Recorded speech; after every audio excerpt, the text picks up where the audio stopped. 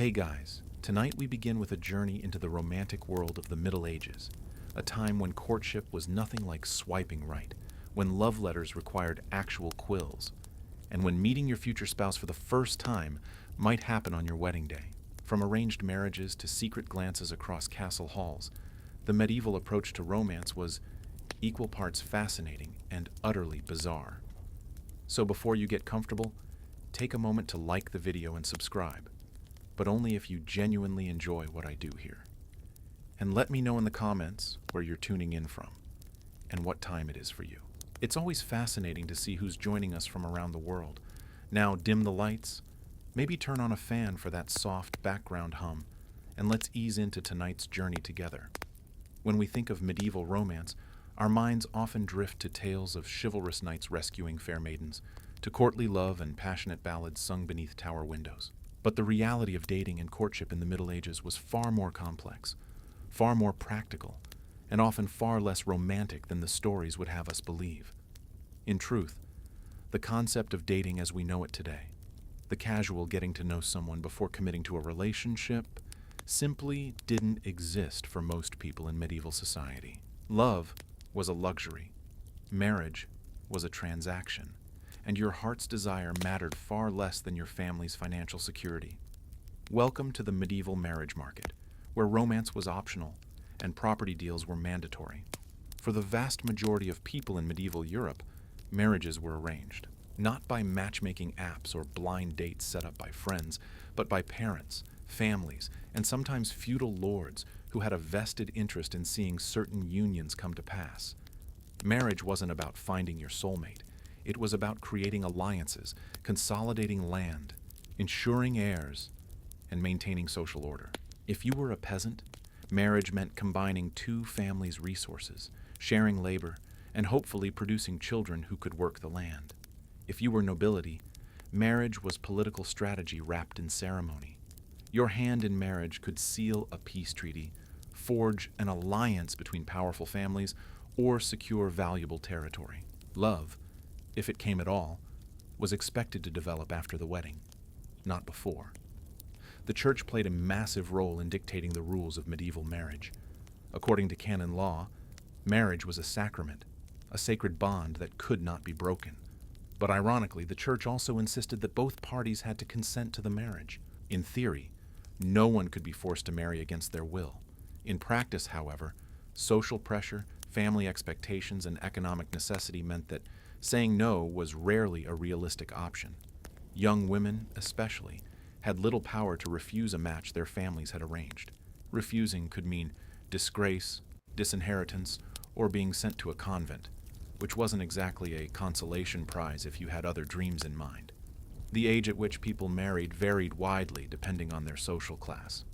Among the nobility, marriages were often arranged when the bride and groom were still children. Betrothals could happen when a girl was as young as 7, although the marriage wouldn't be consummated until she reached puberty, usually around 12 to 14 years old. Yes, you read that correctly. Medieval standards of adulthood were shockingly different from ours. Among peasants, people tended to marry later, usually in their early to mid-20s, simply because they needed time to establish themselves economically before they could afford to support a family. But even then, the decision of whom to marry was rarely left entirely to the individuals involved. So what was courtship like in this world of arranged marriages and rigid social structures? For the common folk, courtship was brief and practical.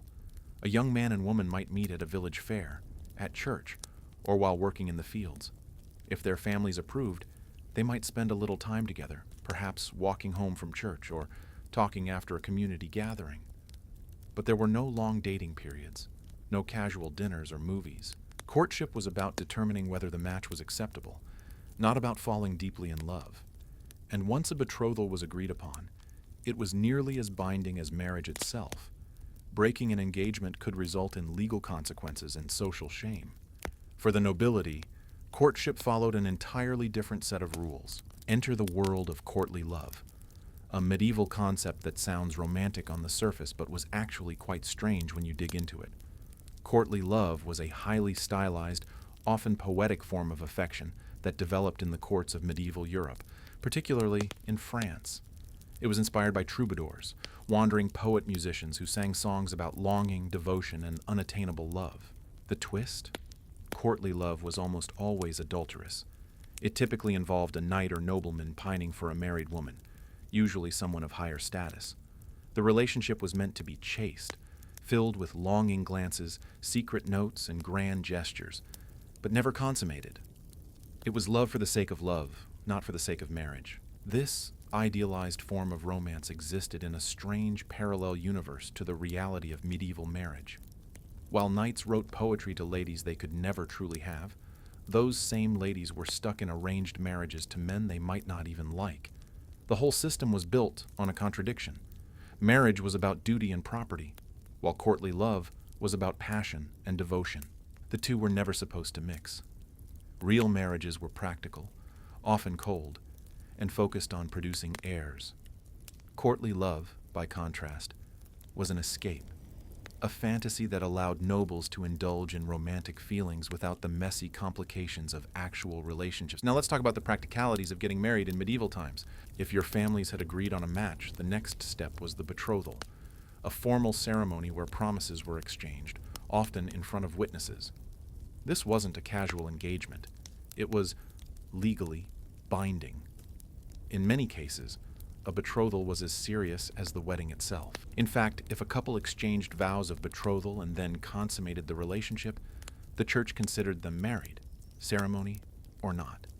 This led to all kinds of legal tangles, especially when one party tried to back out, or when a more advantageous match came along. The wedding itself varied depending on wealth and status. For peasants, weddings were simple affairs, often held at the church door rather than inside the building, because only the wealthy could afford the fees for an indoor ceremony.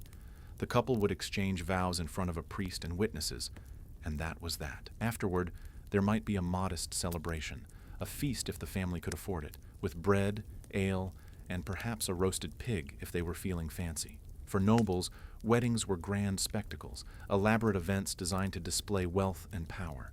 There would be feasting, entertainment, music, dancing, and an endless parade of guests. These weddings weren't just personal milestones. They were political theater. One of the most important aspects of any medieval marriage, regardless of class, was the concept of the dowry. When a woman married, her family was expected to provide a dowry, a sum of money, property, or goods that she brought into the marriage. This was meant to provide financial security for the wife and compensate the groom's family for taking on the responsibility of supporting her. The size of the dowry often determined the quality of the match. A woman with a large dowry could attract a wealthier or higher status husband. A woman with little or no dowry might struggle to find any match at all. For many families, scraping together a decent dowry was a serious financial burden, and some girls were sent to convents simply because their families couldn't afford to marry them off. But what about love? Did medieval people ever marry for love? The answer is complicated. Among the peasantry, where people had more freedom to choose their partners, love marriages did happen. A young man and woman who grew up in the same village, who worked together and knew each other's families, might develop genuine affection and choose to marry. But even then, practical considerations always loomed large. Could they afford to set up a household? Did their families approve? Would the union make economic sense? Love was a bonus, not a requirement. For the nobility, love was even more rare in marriage. Aristocratic marriages were dynastic chess moves. A princess might be married off to a foreign prince she'd never met to secure a treaty. A young lord might be wedded to his cousin to keep land within the family. In these marriages, the best one could hope for was mutual respect, and perhaps, over time, a kind of companionship. Passionate love? That was for the troubadours to sing about, not for real life. That said, medieval people weren't emotionless robots. They loved, they longed, they felt heartbreak and joy. But the structures of their society didn't allow much room for personal choice. The church, the family, and the feudal system all conspired to keep individuals in line, ensuring that marriages served the greater good of maintaining social order and economic stability. Your happiness was secondary to the smooth functioning of society. And then there was the wedding night. For many medieval brides, especially young ones in arranged marriages, the wedding night was not a romantic beginning, but a frightening ordeal. Girls who were barely teenagers were expected to consummate the marriage, often with a man much older than themselves, whom they barely knew. There was little privacy. In noble households, witnesses sometimes waited outside the bridal chamber to confirm that the marriage had been consummated, ensuring the legitimacy of any future heirs. For peasants, the lack of privacy was even worse. Entire families often lived in one room, so there was no escaping the awkwardness. Medieval medical texts and advice manuals, written almost exclusively by men, offered all sorts of bizarre guidance on intimacy, much of it rooted in misunderstanding of female anatomy and psychology. Women were expected to be passive, obedient, and dutiful. Their pleasure was irrelevant. The purpose of marital intimacy was procreation, not recreation. The church reinforced this attitude, teaching that physical relations were permissible only within marriage and only for the purpose of producing children. Any hint of pleasure or passion was viewed with suspicion, as if enjoying one's spouse was somehow sinful. But let's rewind a bit and talk about how young people even met potential partners in medieval times. Social opportunities were limited, especially for women.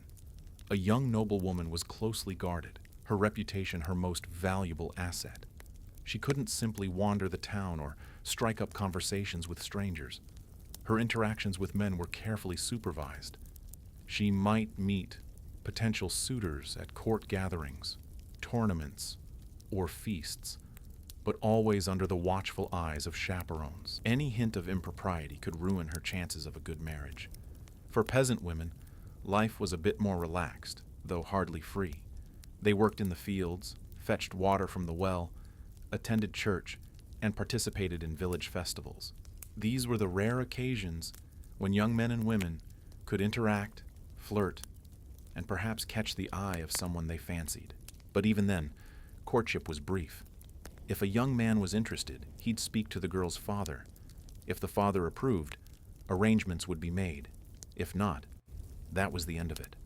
Festivals and holy days offered some of the few socially acceptable opportunities for flirtation. May Day, celebrations, harvest festivals, and saints' feast days brought communities together. There was dancing, music, and ale, plenty of ale. Young people could mingle, dance, and maybe even sneak off for a private conversation, though not too private because reputation mattered. A girl caught alone with a man, even innocently, could be accused of impropriety, and her chances of a respectable marriage would plummet. Let's talk about chaperones, because medieval society was obsessed with them. If you were a young woman of any standing, you were never, ever alone with a man who wasn't a family member.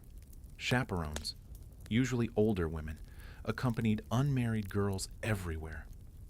They sat in on conversations, monitored interactions, and ensured that nothing scandalous occurred. The logic was simple. A woman's virtue was her currency. Once lost or even questioned, it could never be fully restored. Men, of course, faced no such scrutiny. They could carouse, visit taverns, and engage in all manner of questionable behavior without serious social consequences. Medieval double standards were alive and well. For those rare couples who did fall in love before marriage, the path was fraught with obstacles. If your families approved, wonderful. But if they didn't, you were in serious trouble. Elopements did happen, but they were risky. Running away to marry without permission could result in disinheritance, excommunication, or even violence from angry families. Some couples fled to another town or sought the protection of a sympathetic church, hoping that once the marriage was consummated, their families would have no choice but to accept it. Sometimes this worked. Often, it didn't. The church's role in marriage was contradictory. On one hand, it insisted on consent and recognized marriages made by mutual agreement, even without parental approval. On the other hand, it reinforced patriarchal authority and often sided with families over individuals. If a powerful family wanted a marriage annulled, the church could usually find a reason: consanguinity, prior betrothal, lack of proper consent, to dissolve the union. But for ordinary people, once married, you were stuck. Divorce didn't exist. Annulment was possible, but rare and expensive. For most, Marriage was truly, until death do you part. Let's talk about what happened if you were left unmarried. For men, remaining single was unusual but not catastrophic. A bachelor might face social pressure, but he could still work, own property, and live independently. For women, spinsterhood was a much bleaker prospect. An unmarried woman had few options. She could live with her family, essentially as a dependent, helping to raise her siblings' children and contributing to the household, or she could enter a convent, which, for some women, was actually a relief. Convents offered education, community, and a degree of autonomy that married life rarely provided. Some women genuinely felt called to religious life. Others saw it as the lesser of two evils. But here's something interesting. Not all medieval relationships fit neatly into the church's approved framework. Common law marriages, where a couple simply lived together and presented themselves as married without a formal ceremony, were surprisingly common, especially among the poor. The church tried to crack down on this, insisting that all marriages be publicly solemnized, but enforcement was difficult. In rural areas, couples might exchange vows privately, witnessed only by friends, and consider themselves married. If they lived together long enough and were accepted by the community as a married couple, that was often good enough. There were also clandestine marriages, secret unions that the church technically recognized but strongly discouraged. If a man and woman exchanged vows in private, even without witnesses, the church considered them married, provided both parties consented. This loophole led to all kinds of drama. Unscrupulous men might seduce young women with promises of marriage, then later deny ever making such vows. Women left pregnant and abandoned had little recourse. The church eventually tightened the rules, requiring witnesses and public ceremonies. But for much of the medieval period, marriage law was messy and full of gray areas. Now let's discuss something truly uncomfortable: marital rape. In medieval law and theology, a wife had no right to refuse her husband. Once married, her body was considered his property. The concept of marital rape didn't exist. A husband could demand intimacy whenever he wished, and a wife who resisted could be punished, physically, socially, or both.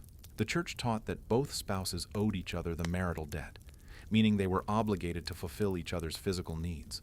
But in practice, this doctrine was applied asymmetrically. A husband who forced himself on his wife was simply exercising his rights. A wife who refused was failing in her duty. Medieval women had almost no legal autonomy. A married woman, known in legal terms as a femme couverte, was covered by her husband. She couldn't own property, make contracts, or bring lawsuits without his permission. She was essentially his dependent, legally and economically. This made escaping a bad marriage nearly impossible. Where would she go? How would she support herself? Medieval society offered no safety nets for women. If your husband was cruel, abusive, or unfaithful, you had little recourse. You could appeal to the church, but church courts moved slowly, and their remedies were limited. You could return to your family, but that meant admitting failure and burdening them with your upkeep. Most women simply endured. But let's not paint all medieval marriages as miserable. Some couples did find happiness. Mutual respect, shared responsibilities, and genuine affection could develop over time. Many medieval letters and wills reveal real tenderness between spouses. A husband might leave his wife the best of his belongings, call her his dearest companion, or express sorrow at the thought of leaving her a widow. These weren't grand romantic gestures, but they were real. In a world where survival was hard and life was short, partnership mattered. A good spouse was someone who worked alongside you, who shared your burdens, who stayed loyal through hardship. Romance, as we understand it, might not have been the foundation, but care, respect, and companionship often were. Children, of course, were the ultimate goal of marriage. Producing heirs was essential, especially for nobility, where the entire purpose of marriage was to secure the family line. A wife who failed to produce sons, or worse, who was barren, faced scorn, suspicion, and sometimes abandonment. Kings famously discarded queens who didn't produce male heirs. Henry VIII of England is the most infamous example, but he wasn't alone. A woman's worth was measured in large part by her fertility. If she couldn't provide children, her value plummeted. Pregnancy in the Middle Ages was dangerous. Childbirth was one of the leading causes of death for women. There were no hospitals, no antibiotics, no real understanding of infection. Midwives did their best, using herbal remedies, prayers, and experience, but complications often proved fatal. A difficult labor, a retained placenta, post-birth infection, any of these could kill. And if the baby was in breech position or otherwise stuck, there was little that could be done. Many women went into labor knowing they might not survive. They made wills, confessed their sins, and said goodbye to their families, just in case. It's no wonder that prayers to saints, especially Saint Margaret, the patron saint of childbirth, were so fervent. Despite the dangers, medieval people wanted children. Sons to work the land or inherit titles, daughters to marry off and form alliances. Children were economic assets, future laborers, and old age insurance. In a world without pensions or social security, your children were your retirement plan. But infant mortality was staggering. Roughly 1 in 3 children died before reaching age 5. Disease, malnutrition, accidents, all took a terrible toll. Parents loved their children, but they also knew better than to become too attached too early. Naming a child after a deceased sibling was common, a way of keeping the name alive in the family. Let's circle back to the concept of courtly love because it deserves a deeper look.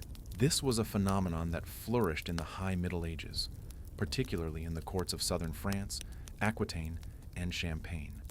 Eleanor of Aquitaine, one of the most powerful women of the medieval world, was a major patron of troubadours and courtly literature. Under her influence, the ideals of courtly love spread throughout Europe. But what exactly was it? At its core, courtly love was a codified system of romantic behavior. The knight or courtier would fall hopelessly in love with a lady, usually someone married and of higher status. He would perform great deeds in her honor, write her poetry, wear her colors in tournaments, and suffer beautifully in his longing. The lady, for her part, was expected to be distant, unattainable, and perfectly virtuous. This whole system was deeply tied to the concept of chivalry, the code of conduct for knights. A chivalrous knight was brave, honorable, and devoted to protecting the weak, especially women. But courtly love added a romantic layer. The knight wasn't just a warrior. He was also a lover, refined, cultured, and capable of deep emotional expression. This was a stark contrast to the rough, violent reality of medieval warfare. In battle, knights were brutal. In the courts, they were expected to be gentle and poetic. It was a strange duality. But here's the thing. Courtly love was largely a literary invention. It existed in songs, poems, and romances like the tales of King Arthur and his knights. In real life, knights were not spending their days pining for unattainable ladies. They were managing estates, fighting wars, and arranging marriages. The whole courtly love ideal was an elaborate fantasy, a form of entertainment for the aristocracy. It gave nobles something to aspire to, a way to imagine themselves as more refined and noble than they actually were. Yet, the ideals of courtly love did influence real behavior, at least among the upper classes. Nobles began to expect a certain level of romantic rhetoric and gesture. A knight might present his lady with a love token, a ribbon, or a glove, before going into battle. A noblewoman might grant her favor to a knight in a tournament, signaling her approval or interest. These were ritualized performative acts, but they had real social meaning. They reinforced hierarchies, demonstrated loyalty, and allowed for a controlled outlet for romantic and sexual tension. The irony is that while courtly love celebrated passionate, all-consuming devotion, it also insisted on restraint. The love was supposed to remain unconsummated, forever deferred. This was partly because adultery, while common, was still officially a sin and a crime. But it was also because the tension, the longing, the impossibility of fulfillment was part of the appeal. Courtly love was about the chase, not the catch. Once the relationship was consummated, the magic was gone. It became ordinary, mundane, and thus no longer worthy of poetry. In practice, of course, many courtly love relationships did become physical. Adultery was rampant among the medieval nobility. Knights had affairs with their lords' wives. Queens took lovers. Marriages were political, but affairs were personal. The church condemned this behavior, but it was so widespread that it was almost normalized, at least among the elite. The trick was discretion. As long as you weren't caught, or as long as the scandal could be contained, you could get away with a lot. For women, though, the consequences of adultery were far harsher. A noble woman caught in an affair could be disgraced, divorced, or even executed, depending on her husband's power and temperament. Eleanor of Aquitaine herself was rumored to have had numerous affairs, though nothing was ever proven. Her independence and strong will made her a target for gossip. Other women weren't so lucky. Anne Boleyn, though technically post-medieval, was famously accused of adultery and executed, largely because her husband, Henry VIII, wanted her gone and needed an excuse. Medieval men, by contrast, faced little to no consequences for their infidelities. It was simply expected that men would have mistresses, especially if their wives failed to satisfy them or produce heirs. This gendered double standard extended to all aspects of medieval sexuality. Men were considered naturally lustful, driven by uncontrollable urges. This was seen as a biological reality, not a moral failing. Women, on the other hand, were expected to be chaste, pure, and modest. A woman who displayed sexual desire was viewed as deviant, dangerous, or even demonic. The church's teachings reinforced this. Women were either virtuous Madonnas or sinful Eves. There was no middle ground. Medieval attitudes towards sex were deeply contradictory. On one hand, the church taught that sex was sinful, a necessary evil for procreation, but inherently corrupting. Priests and monks took vows of celibacy, renouncing physical pleasures to focus on spiritual purity. On the other hand, the church also recognized that most people couldn't live up to such high standards. Marriage was the compromise, a controlled outlet for sexual urges that kept society stable and ensured the production of legitimate heirs. But even within marriage, sex was heavily regulated. The church laid out detailed rules about when and how couples could be intimate. No sex during Lent, Advent, or other holy periods. No sex on Sundays, Wednesdays, or Fridays. No sex during menstruation, pregnancy, or while breastfeeding.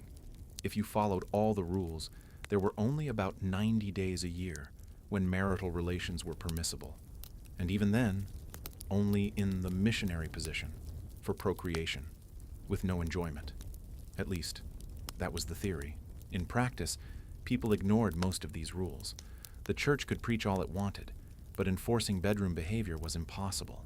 One fascinating aspect of medieval sexuality was the existence of bathhouses. Public baths were common in medieval towns, and they served as social hubs. People bathed together, men and women, often naked or in minimal clothing. These bathhouses were supposed to be respectable establishments, places to get clean and socialize, but they quickly gained reputations as centers of prostitution and casual sex.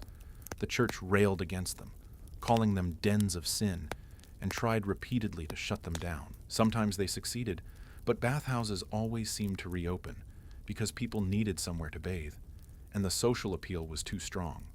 Prostitution, speaking of which, was widespread in medieval Europe.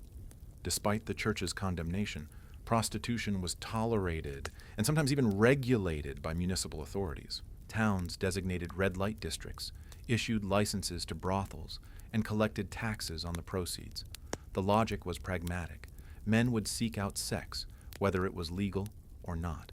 Better to control it, keep it confined to certain areas, and tax it, than to let it run rampant and cause disorder. Prostitutes occupied a strange, liminal space in medieval society. They were scorned and marginalized, but also necessary.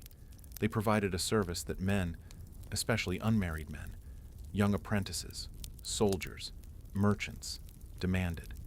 Some cities even had municipal brothels, run by the government. These establishments were regulated. The women were required to undergo health inspections, though medieval medicine being what it was. These inspections were rudimentary at best. The goal was to prevent the spread of disease and maintain public order. Prostitutes were often required to wear distinctive clothing, a particular color or style, so that respectable women wouldn't be mistaken for them. This was less about protecting prostitutes than about protecting the reputations of other women. The lives of medieval prostitutes were hard. Most came from desperate circumstances, poverty, abandonment, lack of other options. Some were widows with no means of support.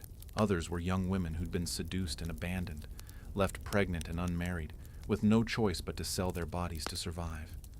A few were enslaved women, forced into prostitution by traffickers. Medieval society offered these women no compassion and few avenues of escape. Once you entered the trade, it was nearly impossible to leave. The stigma followed you forever. Yet, not all medieval relationships outside of marriage were exploitative. Concubinage, a long-term relationship between a man and a woman who weren't married, was relatively common, especially among clergy who were supposed to be celibate but often weren't. Many priests kept concubines, women who lived with them, bore their children, and ran their households. The church officially condemned this, but it was so widespread that enforcement was inconsistent. Some bishops looked the other way. Others cracked down, but the penalties were often mild: a fine, public penance, a slap on the wrist. Among the laity, concubinage was less common, but still existed. A man might take a mistress, set her up in a house, and support her and any children they had. This was more socially acceptable if the man was unmarried or widowed. If he was married, it was technically adultery, but as long as he was discreet, society often tolerated it. His legitimate wife and children came first legally and socially, but his concubine might enjoy a degree of stability and protection that a prostitute never would. Now, let's talk about same-sex relationships in medieval times, a topic that's often overlooked. The medieval church condemned homosexual acts as sinful, unnatural, and deserving of severe punishment. Sodomy laws existed, and people accused of such acts could be flogged, imprisoned, or even executed. But as with many medieval prohibitions, enforcement was inconsistent. In practice, same-sex relationships existed, though they were hidden, coded, and dangerous. Some historians have identified romantic and possibly sexual relationships between medieval men, often nobles or clergy, based on letters, poems, and other documents. These relationships were rarely acknowledged openly, but they were there. For women, same-sex relationships are even harder to trace, largely because women's lives were less documented. But we know they existed. Convents, where women lived together in close quarters for years, sometimes for life, provided opportunities for deep emotional and physical intimacy. Some medieval texts hint at these relationships, usually in the form of warnings from church authorities about the dangers of women becoming too attached to one another. The church's obsession with policing these bonds suggests that they were common enough to cause concern. Medieval attitudes toward gender and sexuality were far more complex than we often assume. Yes, the dominant culture was rigidly patriarchal and heteronormative, but cracks and contradictions existed. People lived, loved, and desired in ways that didn't fit neatly into the church's prescribed boxes. They always have. Human sexuality is messy, diverse, and impossible to fully control no matter how hard authorities try. Let's return to the question of how medieval people thought about love itself. Did they believe in romantic love? The idea that two people could be destined for each other? Soulmates? The answer is nuanced. The concept of soulmates wasn't really part of medieval Christian theology. Marriage was a practical and spiritual partnership, not a quest for perfect romantic union. But people still loved deeply. They mourned lost spouses, longed for absent partners, and wrote tender letters. Medieval poetry and literature are full of expressions of love, longing, heartbreak, and joy. The difference is that medieval people didn't expect marriage to fulfill all their emotional needs. They had other sources of companionship and support: extended family, community, religious fellowship. A spouse was one part of a broader social network, not the sole focus of emotional life. This might actually have taken some pressure off marriages. You weren't expecting your spouse to be your best friend, your therapist, your adventure partner, and your romantic ideal all in one. They just needed to be a reliable partner in the business of survival. There were also different types of love recognized in medieval thought, influenced by classical philosophy. Agape, selfless, spiritual love. Philia, brotherly love or friendship. Eros, passionate, romantic love. Storge, familial love. Medieval thinkers, especially those influenced by Greek and Roman philosophy, understood that love came in many forms and served different purposes. Marriage was primarily about storge and philia, building a family and a partnership. Eros, passionate love, was acknowledged but viewed with suspicion as something that could lead people astray if not properly controlled. The troubadours and courtly literature celebrated Eros, but always in a controlled, ritualized way. The passion was intense but directed, channeled into poetry, music, and symbolic gestures rather than physical consummation. This allowed people to indulge in fantasies of romantic love without threatening the stability of marriage and family structures. It was a kind of cultural safety valve, letting off steam without causing an explosion.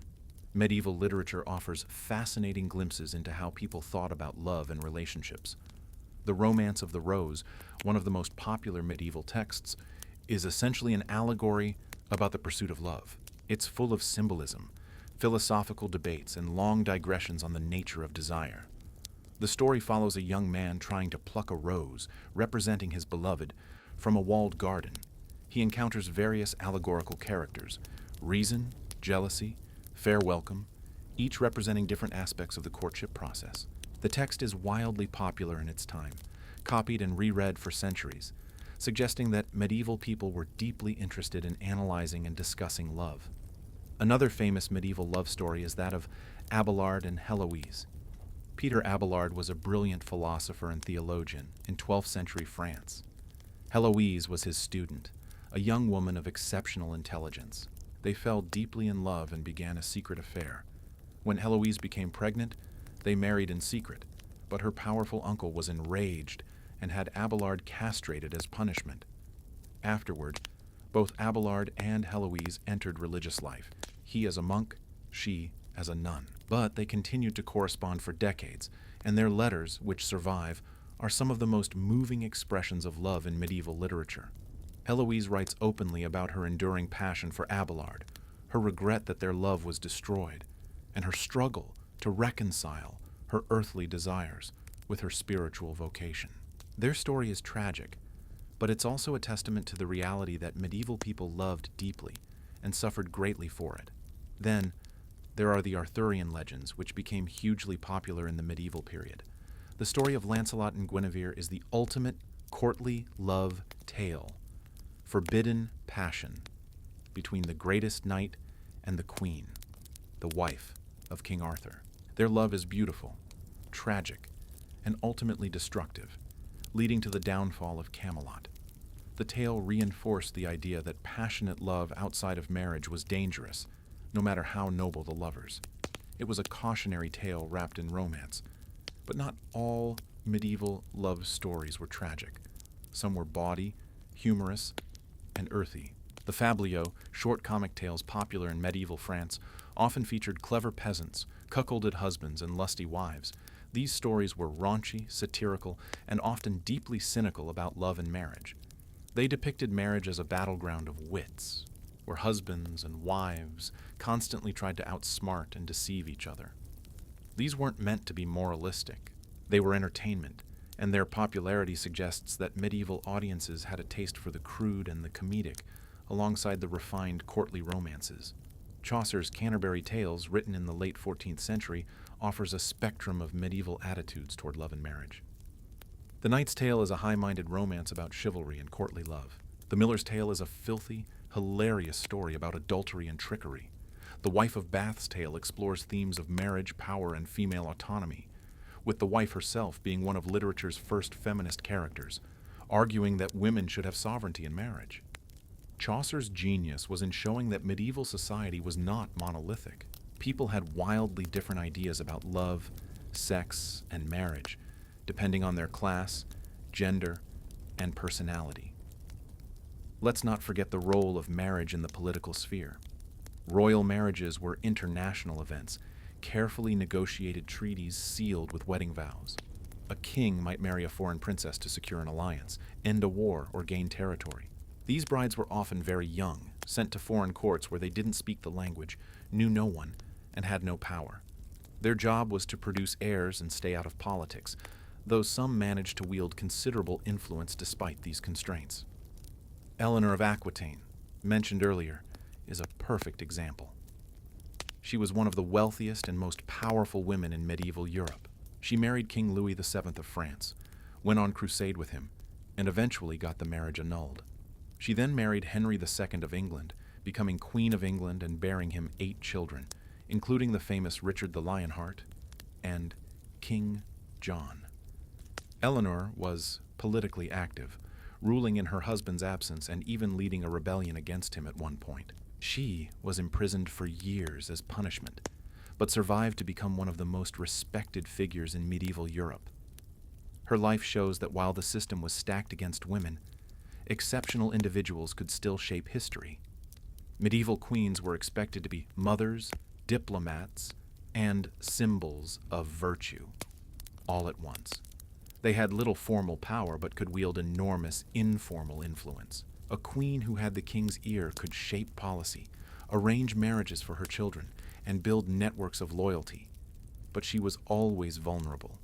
If she failed to produce sons, if she angered the king, or if political winds shifted, she could be set aside, divorced, or worse. Let's talk about the wedding night again, but this time from a different angle.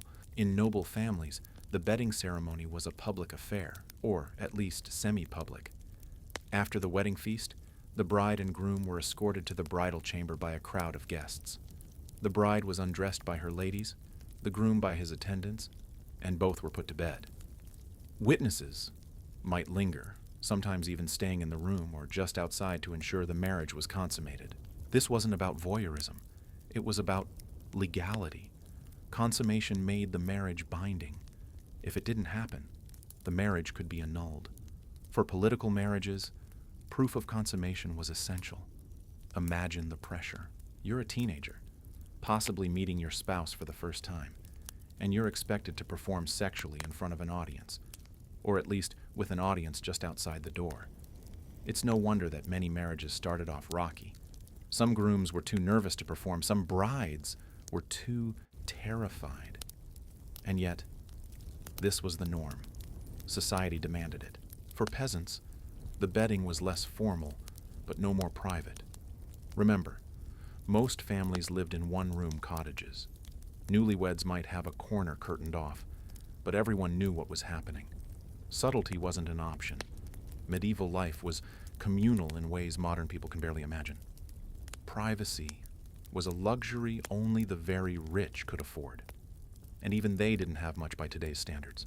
Contraception in the Middle Ages was primitive and largely ineffective. The Church condemned any attempt to prevent pregnancy, viewing it as a sin against God's command to be fruitful and multiply. But people still tried. Herbal remedies, potions made from plants believed to prevent conception, were passed down through generations. Some of these might have had mild effects, but most were useless or even dangerous. Barrier methods like rudimentary condoms made from animal intestines existed but were rare. Withdrawal, coitus interruptus, was probably the most common method, but it wasn't reliable and was condemned by the Church. The result was that women spent much of their adult lives either pregnant, nursing, or recovering from childbirth. This took a massive toll on their health. Constant pregnancies, poor nutrition, and lack of medical care meant that many women were physically worn out by their 30s. Maternal mortality was high, and even if a woman survived childbirth, the strain on her body was immense. Infertility was a source of shame and anxiety, especially for women. A woman who couldn't conceive was often blamed, even though male infertility is just as common. Medieval medicine had no understanding of reproductive biology. Theories ranged from the absurd, the woman's womb was too cold, her humors were out of balance, to the cruel, she was being punished by God for secret sins. Desperate couples tried all kinds of remedies, prayers to saints, pilgrimages to holy sites, herbal concoctions, and various superstitious rituals. There were also medieval beliefs about how to conceive a boy versus a girl, because of course everyone wanted boys, especially heirs. Some believed that if the man experienced more pleasure during intercourse, the baby would be male. Others thought diet mattered. Eating hot, dry foods supposedly increased the chances of a boy. None of this had any basis in reality, but it shows how deeply medieval people misunderstood reproduction. let's talk about widowhood, because it was a common experience in medieval life. With high mortality rates, many people were widowed young. For men, remarriage was easy and expected. A widower could remarry within months, bringing a new wife into the household to care for his children and manage domestic affairs. For women, widowhood was more complex. A widow had more legal autonomy than a married woman. She could own property, run a business, and make her own decisions. Some widows thrived, using their new freedom to build successful enterprises. But widowhood also brought vulnerability. Without a husband's protection, a widow might struggle financially, especially if she had children to support. Remarriage was common for younger widows, but became less likely as women aged. The church encouraged widows to remain chaste, living piously, and devoting themselves to prayer and charity. Wealthy widows sometimes founded religious houses or endowed charities as acts of piety and as ways to ensure they'd be remembered. But many widows had no such luxury. They worked, they struggled, and they survived as best they could. Now let's address something that's often glossed over: domestic violence. Medieval marriage gave men almost unlimited authority over their wives. Husbands were legally permitted to discipline their wives, which often meant physical punishment. Beating your wife was not considered abuse. It was considered correction. There were limits, supposedly. A man wasn't supposed to cause permanent injury or death, but enforcement of even these minimal protections was rare. Women had little recourse.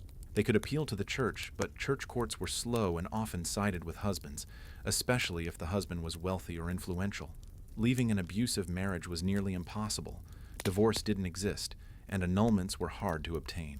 A woman who fled her husband could be hunted down and forcibly returned. She had no right to her children, no right to property, and no means of supporting herself independently. The system trapped women in abusive situations with no escape. It's important to note that not all medieval marriages were abusive. Many husbands treated their wives with respect and care. But the legal and social structures were such that abusive men faced no real consequences, and abused women had no real recourse. The balance of power was entirely one-sided. Let's shift to something a bit lighter: courtship games and traditions. Medieval young people found ways to flirt and socialize, despite the restrictions. At festivals and fairs, there were games and dances that allowed young men and women to interact. One popular tradition was the exchange of love tokens, small gifts like ribbons, flowers, or carved objects that symbolized affection. These tokens were often given during celebrations like May Day or Valentine's Day. Yes, medieval people celebrated Valentine's Day, though it had different customs. Valentine's Day, in fact, has medieval origins. It became associated with romantic love in the 14th and 15th centuries, possibly due to the influence of Chaucer and other writers. Young people would draw names to choose a valentine, a partner for the festivities. This wasn't a marriage proposal, just a playful pairing for the day. They'd exchange gifts, write poems, and engage in flirtation, all under the guise of celebrating the saint.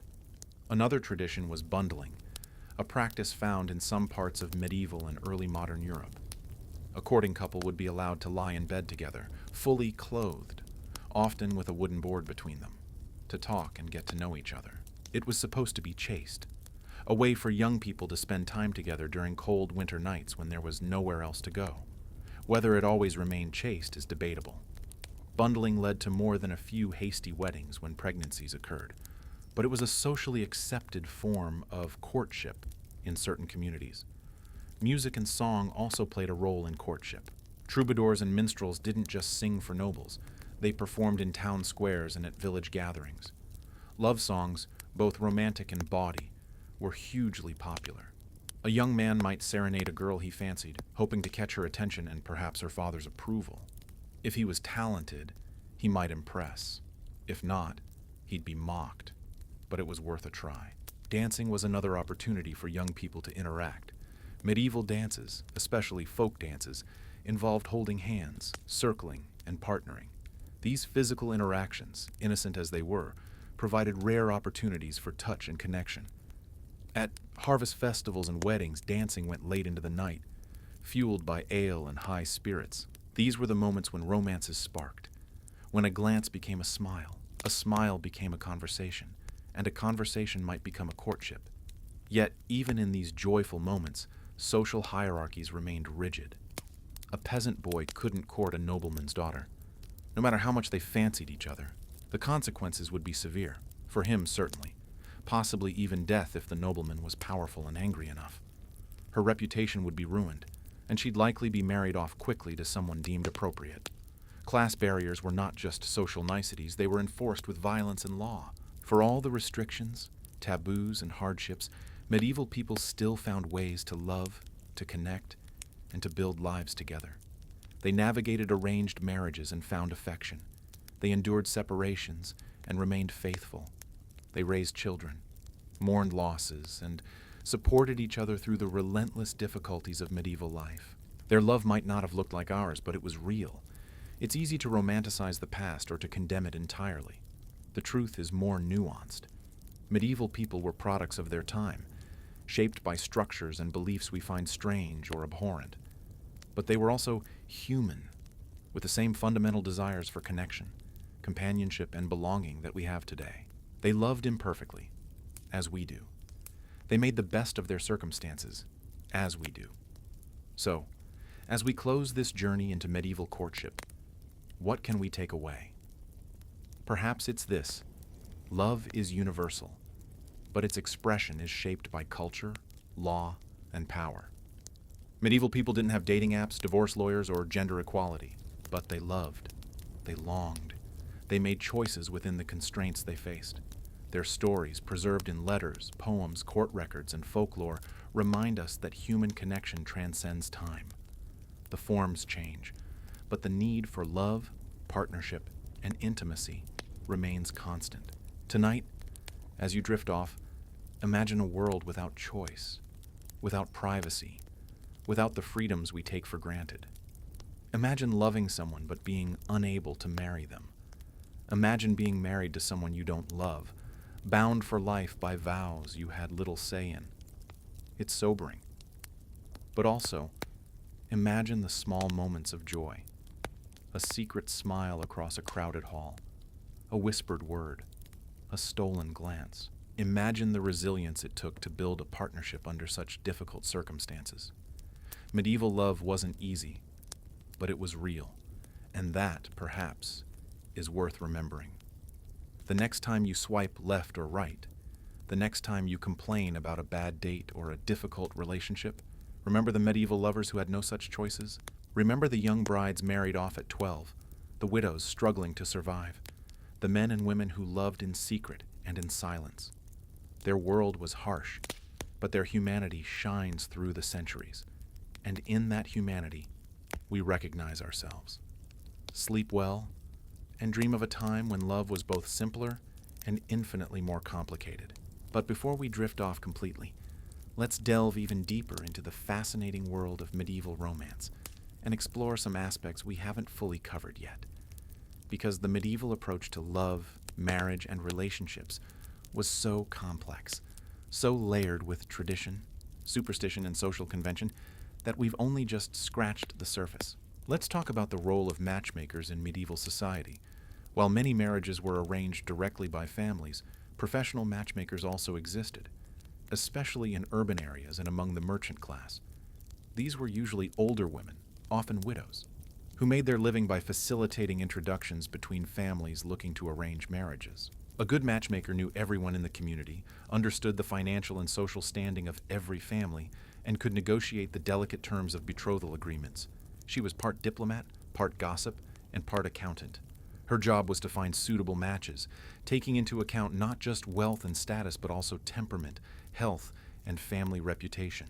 A skilled matchmaker could make or break a family's fortunes by securing an advantageous match or by spreading damaging rumors about unsuitable candidates. The matchmaker would meet with the parents, usually the fathers, to discuss potential matches. She'd assess the dowry, evaluate the groom's prospects, and negotiate terms. If both families were interested, she'd arrange a meeting, always chaperoned, of course, where the young people could see each other. Sometimes this was the only time the bride and groom met before their wedding day. The matchmaker would then help finalize the betrothal contract, which was a legal document outlining the terms of the marriage, the dowry, property arrangements, and what would happen in the event of death or other complications. In Jewish communities, the shadchan, or matchmaker, played an even more formalized role, one that continues in some Orthodox communities to this day. The shadchan would carefully research families, consider compatibility, and arrange introductions with the explicit goal of marriage. This wasn't casual dating. It was serious business, and the shadchan's reputation depended on making successful matches that led to stable, enduring marriages. Now let's explore the concept of the morning gift, or Morgengabe in German. This was a gift given by the groom to the bride on the morning after the wedding night, after the marriage had been consummated. The morning gift was the bride's property alone, a form of financial security that she would keep even if her husband died or the marriage ended. It might be land, money, jewelry, or other valuable goods. The size of the morning gift was often negotiated as part of the marriage contract and reflected the bride's status and the groom's wealth. This tradition existed across much of medieval Europe and was an important part of marriage law. It gave women a degree of economic protection in a system that otherwise left them entirely dependent on their husbands. The morning gift also served a symbolic function.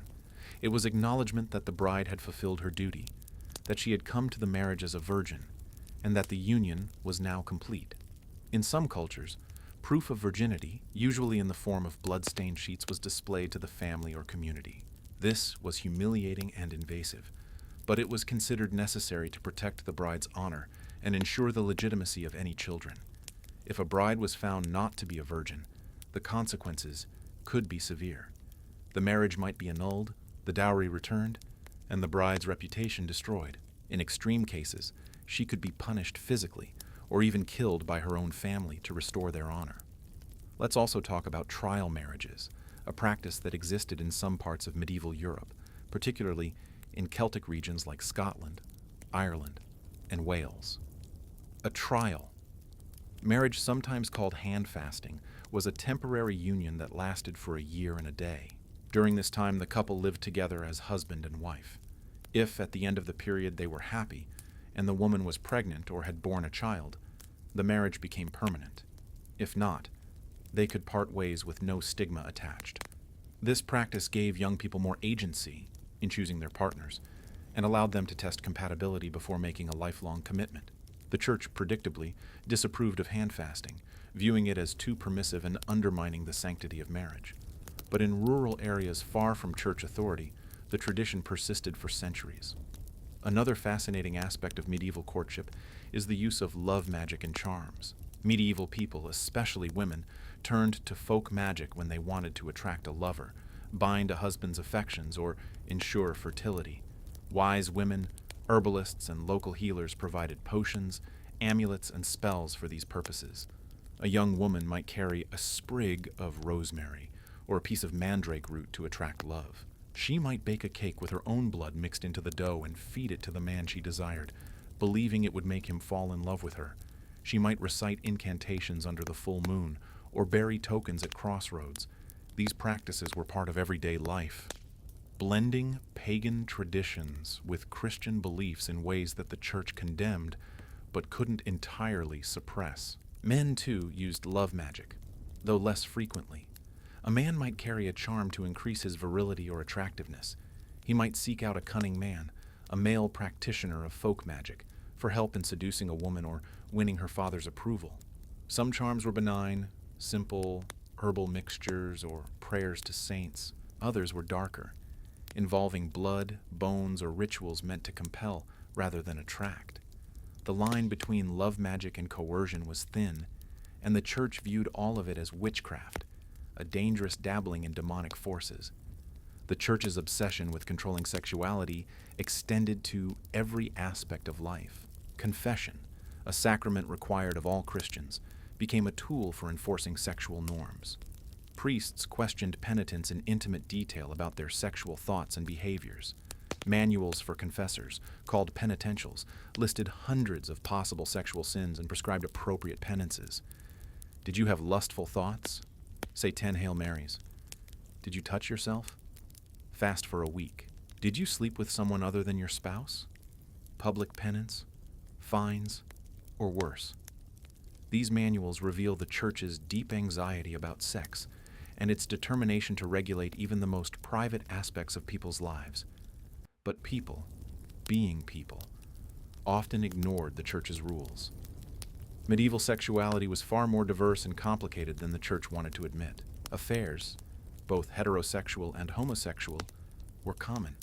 Prostitution thrived. Unmarried couples lived together. People found ways to pursue pleasure and connection despite the risks. The gap between official doctrine and actual behavior was enormous, a reality that the Church struggled with throughout the medieval period. Let's talk about the symbolism of clothing in medieval courtship. What you wore mattered immensely.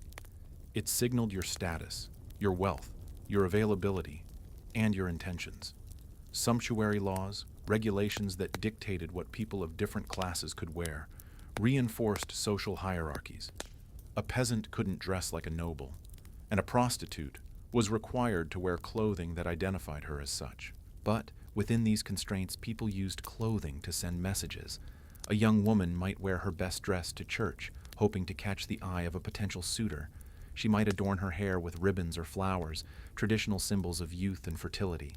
A man might wear his finest tunic, polished boots, and a well-made belt to signal his prosperity and eligibility.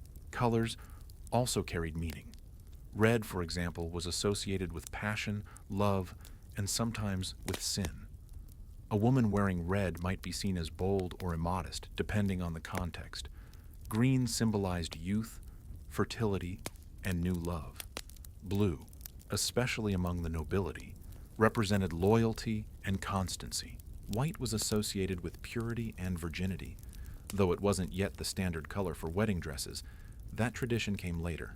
Medieval brides wore their best dress, whatever color it happened to be, and saved it to wear on special occasions throughout their lives.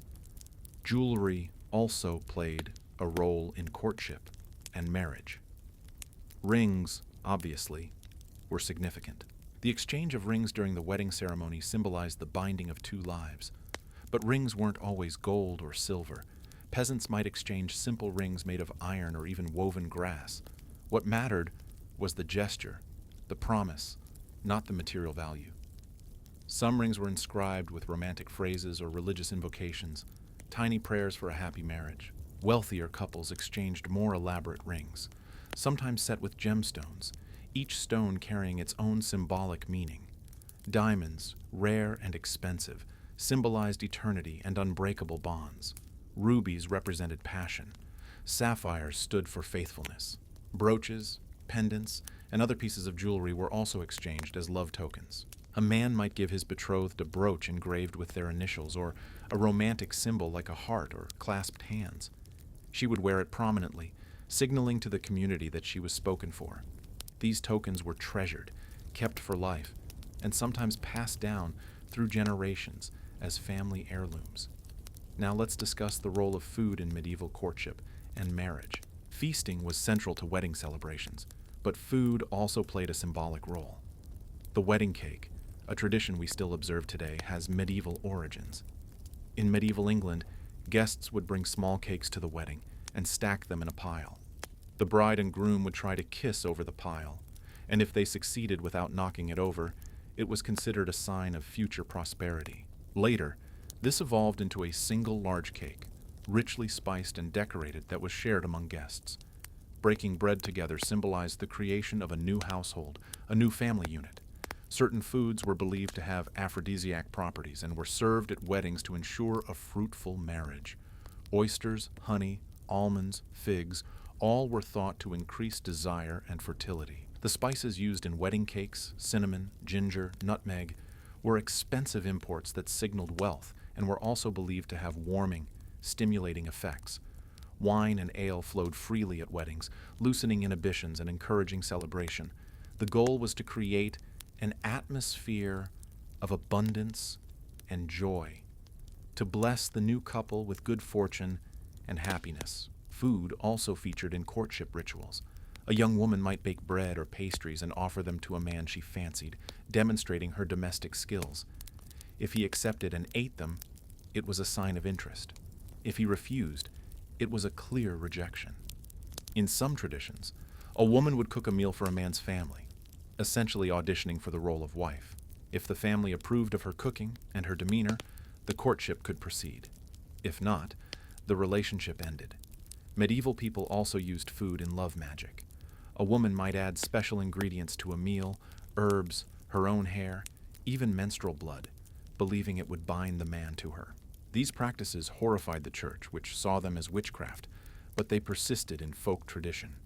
The idea that you could literally feed someone love, that food could carry emotional and magical power, was deeply ingrained in medieval culture. Let's turn our attention to the role of music and poetry in courtship.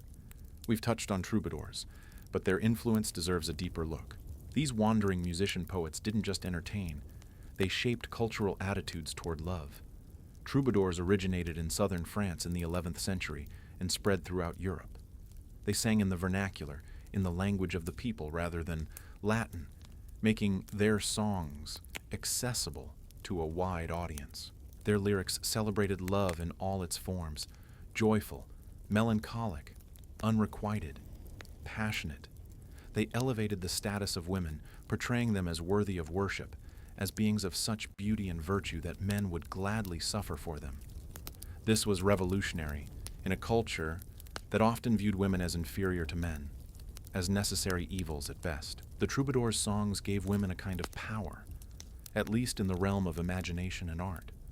A lady could have knights competing for her favor, writing her poems, performing deeds in her name. It was performative, symbolic, but it influenced real behavior. Noble courts began to adopt the language and gestures of courtly love. Knights really did wear their ladies' colors in tournaments. Women really did grant favors to their champions. Art was shaping life. Some troubadours were nobles themselves, composing songs as a form of artistic expression and social refinement. Others were professional entertainers, traveling from court to court, castle to castle, seeking patronage. The best troubadours became famous, their songs copied and performed widely. A successful troubadour could earn a comfortable living, and some became influential figures in their own right, advisors to nobles and shapers of public opinion. But not all medieval music was refined courtly song. Folk music, the songs of peasants and common people, was bawdy, humorous, and often explicit. These songs celebrated physical love, mocked unfaithful spouses, and told stories of seduction and betrayal. They were sung in taverns, at harvest festivals, and around fires. They reflected the earthier side of medieval sexuality, the side the church tried to suppress but couldn't eliminate. These songs remind us that medieval people had a sense of humor about sex and love, that they weren't all pious and repressed. Dancing, as mentioned earlier, was another important courtship activity. Medieval dances varied by region and class.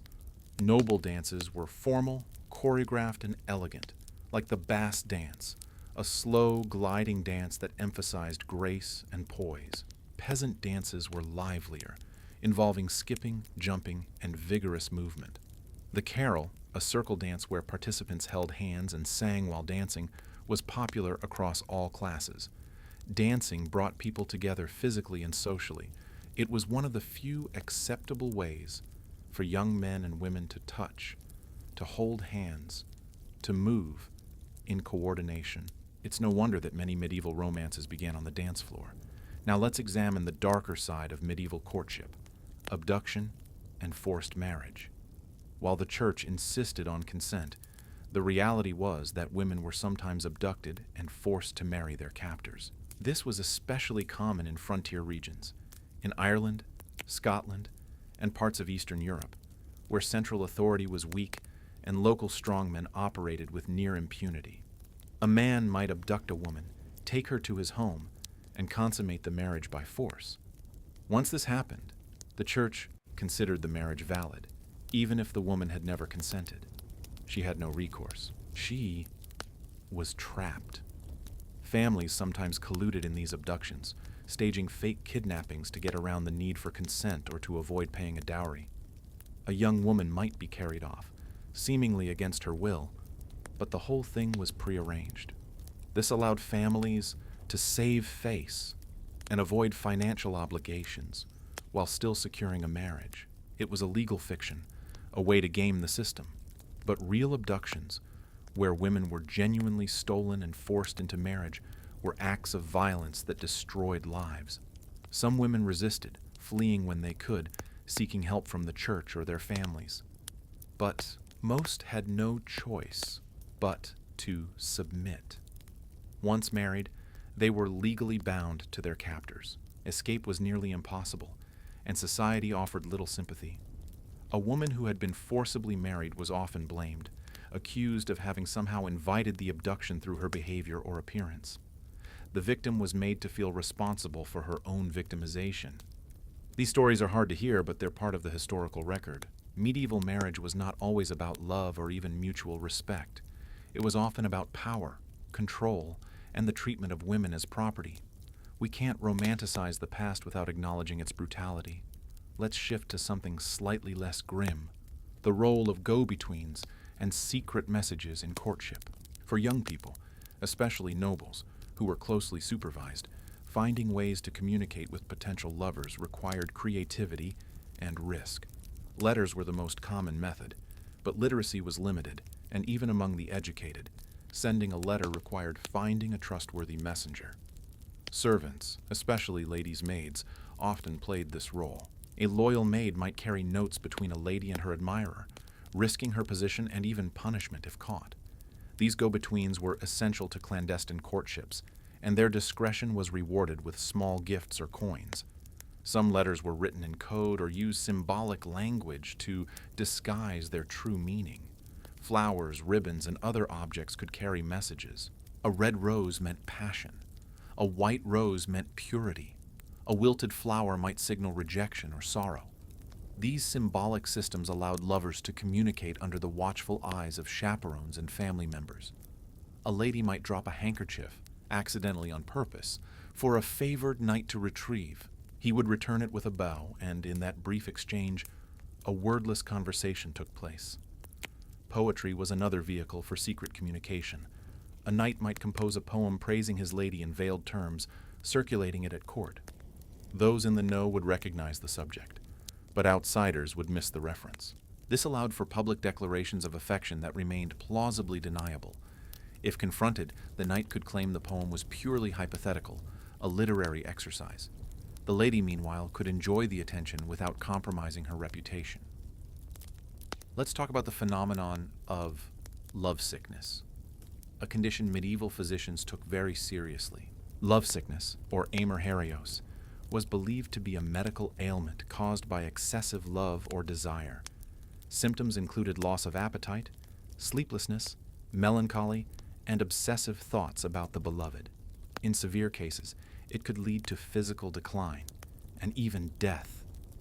Medieval medical texts offered treatments, mostly ineffective: bloodletting to rebalance the humors, herbal remedies, distraction through travel or new pursuits, and, most effectively, union with the beloved, though this was rarely a practical solution. Lovesickness was particularly associated with young men, especially those engaged in unrequited courtly love. The troubadours sang about it endlessly, portraying lovesickness as a noble suffering that demonstrated the depth of one's passion. But real people experienced it too. We have letters and accounts of individuals wasting away from unrequited love, unable to eat or sleep, consumed by longing. It sounds melodramatic, but emotional distress can manifest physically. And medieval people, who didn't have the psychological frameworks we do today, interpreted these symptoms through a medical lens. Interestingly, lovesickness was gendered. Men were thought to suffer from it because of their passionate, active natures. Women, supposedly more passive and controlled, were less susceptible. But this was nonsense, of course. Women loved and longed just as intensely, but their expressions of emotion were more constrained by social expectations. A woman couldn't openly pine for a man without damaging her reputation. She had to suffer in silence, making her experience of lovesickness invisible to history. Now let's explore the concept of the morning after the wedding night in more detail. This was a significant moment, not just for the couple, but for their families and the community. As mentioned, the consummation had to be proven, and various rituals surrounded this. In some traditions, the bloodied sheet from the wedding night was displayed to witnesses, confirming the bride's virginity. This was humiliating for the bride, but it was considered necessary to protect the legitimacy of the marriage and any future children. Without proof of virginity, doubts could be cast on the bride's character and the paternity of her offspring. If a bride was found not to be a virgin, the scandal was enormous. The groom could demand the return of the dowry and annul the marriage. The bride's family faced disgrace. The bride herself might be sent back in shame. Her prospects ruined. In some cases, brides who feared they wouldn't bleed enough, perhaps because of physical activity or just individual variation, would use chicken blood or red dye to fake the evidence. This was risky if discovered. The consequences were severe. But for a desperate bride, it might seem like the only option. After the consummation was confirmed, the couple would emerge from the bridal chamber to be greeted by family and guests. There would be more feasting, more celebration.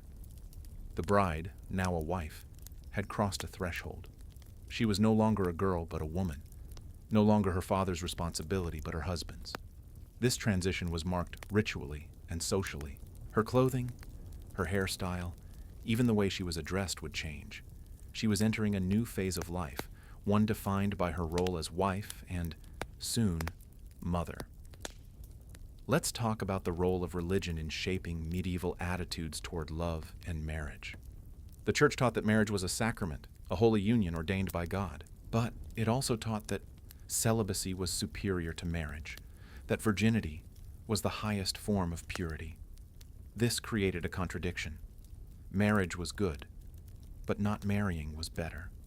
Those who remained celibate, priests, monks, nuns, were closer to God than those who married and engaged in physical relations.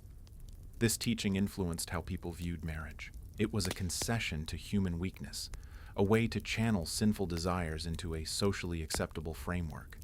The Church Fathers, especially St. Augustine, had deeply conflicted views on sexuality. Augustine wrote extensively about his own struggles with lust and his eventual embrace of celibacy. He viewed sexual desire as a consequence of original sin, a corruption of humanity's original pure state. Even within marriage, sex was tainted by this sinfulness. The only justification for it was procreation.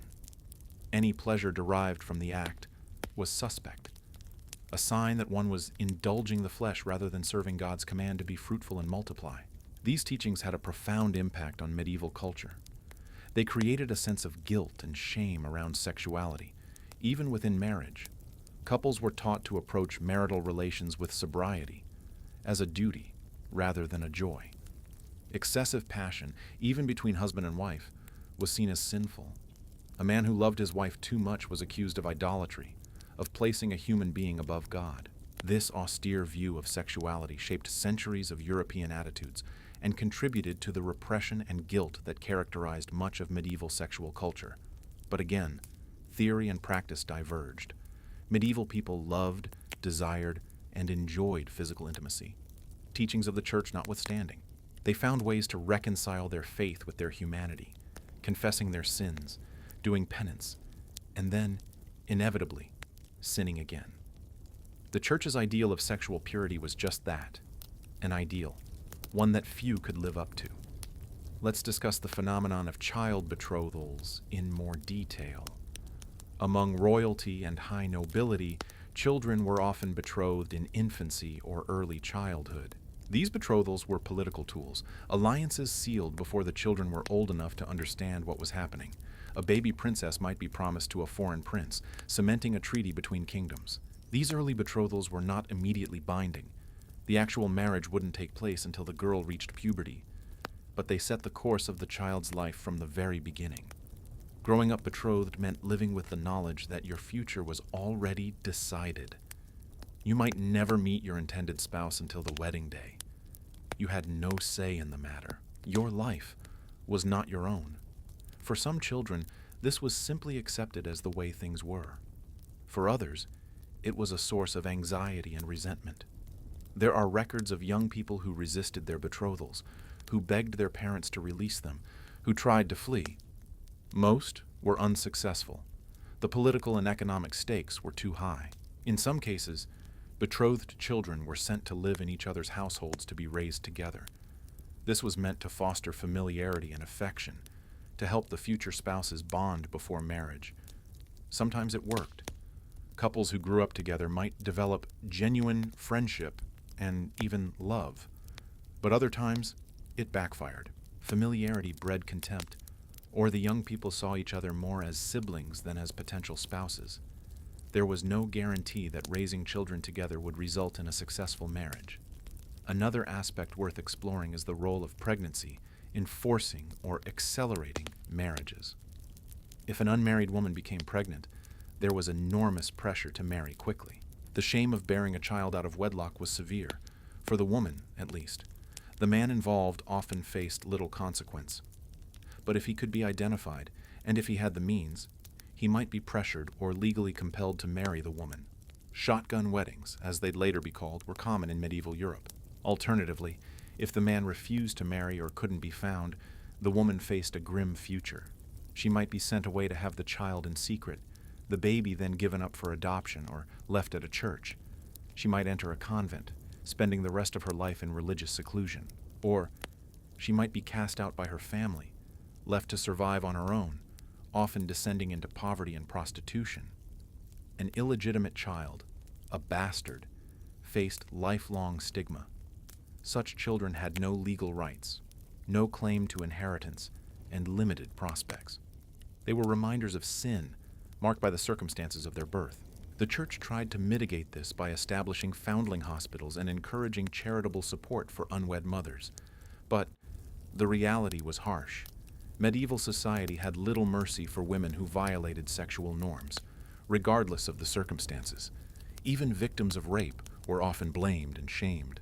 The burden of maintaining sexual purity fell entirely on women, while men enjoyed far greater freedom and faced far fewer consequences.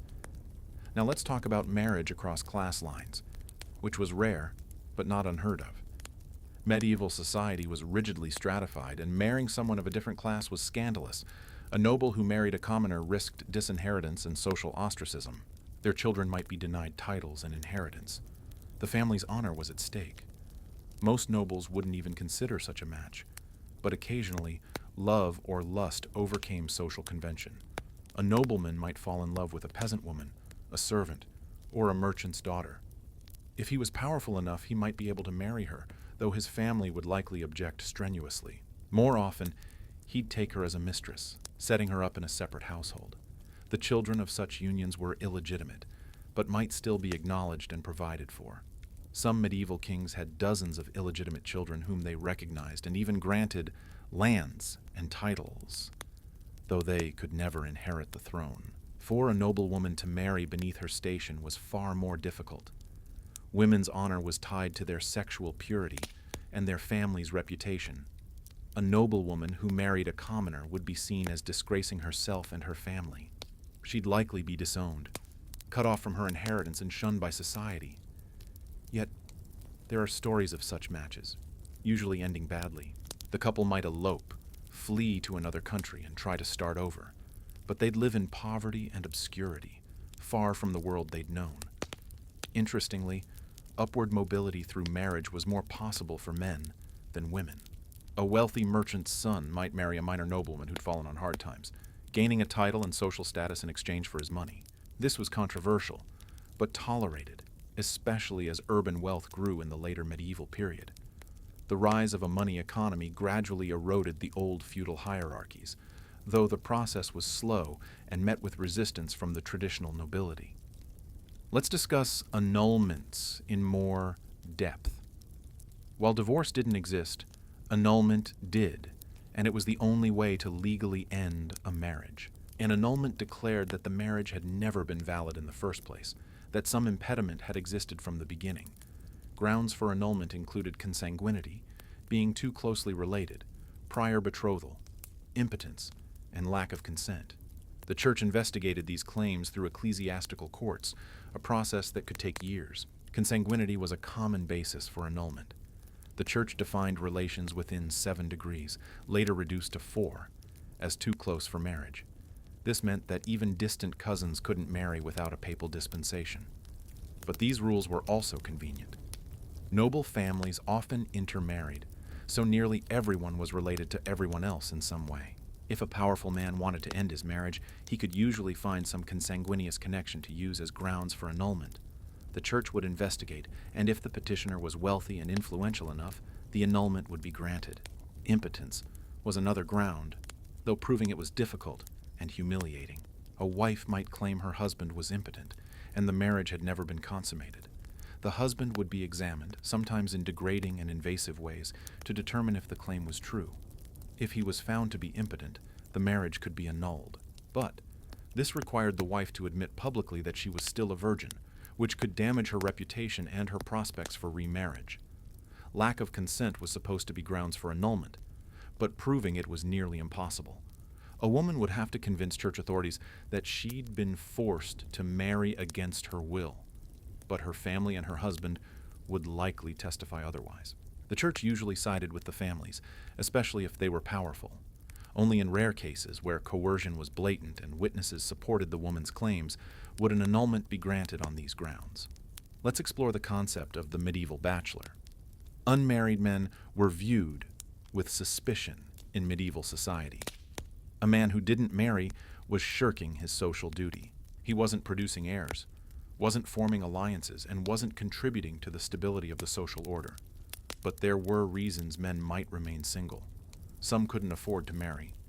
Setting up a household, paying for a wedding, and supporting a family required resources that many men, especially younger sons who didn't inherit land, simply didn't have. These men might remain unmarried for years, working as laborers, soldiers, or servants, hoping eventually to accumulate enough wealth to marry.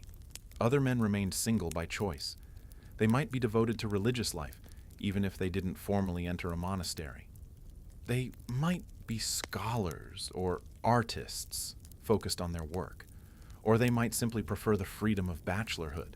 Medieval society didn't really have a place for these men. They existed on the margins, tolerated but not fully accepted. They were often the subject of jokes and suspicion. A bachelor was seen as either too poor, too pious, or too strange to marry. Let's talk about remarriage after the death of a spouse. As mentioned, remarriage was common, especially for men. A widower with children needed a new wife to manage the household and care for the children. He might remarry within months of his wife's death. For widows, remarriage was more complicated. A young widow with a good dowry might remarry easily, but an older widow or one without means faced a harder path. Some widows chose not to remarry, preferring the independence that widowhood offered. For the first time in their lives, they had legal autonomy, control over property, and freedom from male authority. Giving that up to become subordinate to a new husband wasn't appealing to everyone. Remarriage could also create complicated family dynamics. Children from the first marriage might resent a step-parent. Inheritance disputes could arise. Step-siblings might compete for resources. Medieval households were often complex blends of children from multiple marriages, half-siblings and step-siblings living together, sometimes harmoniously, sometimes not. Now, let's discuss courtship among the clergy, a topic that might seem contradictory since clergy were supposed to be celibate. But clerical celibacy was often more ideal than reality. Throughout the medieval period, many priests, monks, and even bishops had sexual relationships and fathered children.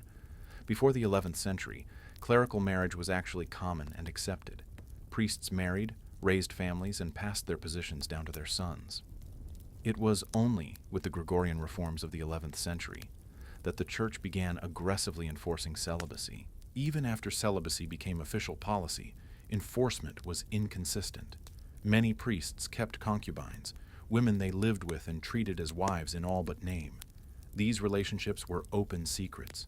The church periodically cracked down, imposing fines or demanding that priests send their women away, but compliance was limited. In some regions, priests had to pay a tax to their bishop for the privilege of keeping a concubine. It was a de facto recognition that celibacy wasn't working. For nuns, the situation was different. They were more strictly supervised, their lives more controlled. But even in convents, relationships developed. Close friendships between nuns sometimes crossed into romantic or physical territory. The church warned against particular friendships, relationships that were too intense or exclusive, seeing them as threats to communal life and spiritual focus. Whether these warnings were about genuinely sexual relationships or just about deep emotional bonds is hard to say, but the Church's anxiety about them is revealing. Let's discuss the role of pregnancy loss and infant mortality in medieval marriages.